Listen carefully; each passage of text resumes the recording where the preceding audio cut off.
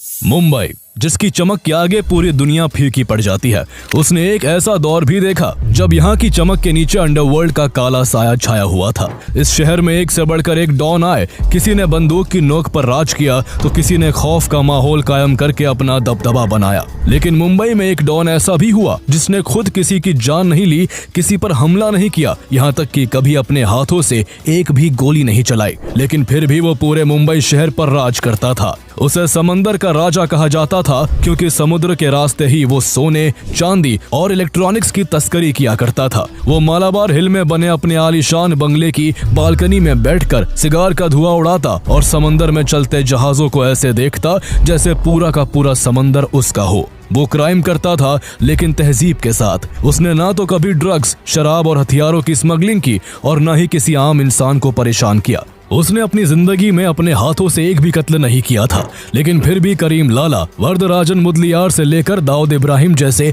बड़े से बड़े गैंगस्टर भी उसके इशारों पर नाचते थे। उसके नाम की तूती बोलती थी। स्मगलिंग वर्ल्ड से लेकर बॉलीवुड तक और पुलिस से लेकर बड़े बड़े नेताओं तक उसकी पहुंच थी।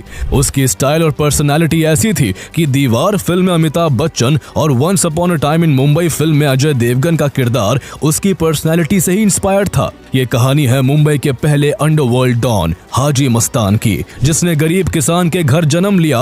8 साल की उम्र में मुंबई आकर अपने पिता के साथ पंचर की दुकान खोली, कभी कूली का काम किया और एक दिन वो मुंबई का बेताज बादशाह बन गया। मुंबई अंडरवर्ल्ड की शुरुआत कब हुई?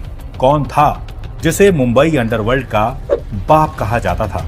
बम्बई में तूती बोलती थी सुल्तान मिर्जा यानी हाजी मस्तान। मुंबई का पहला डॉन, वो डॉन जो मुंबई के सभी गैंगस्टर्स का गॉडफादर था।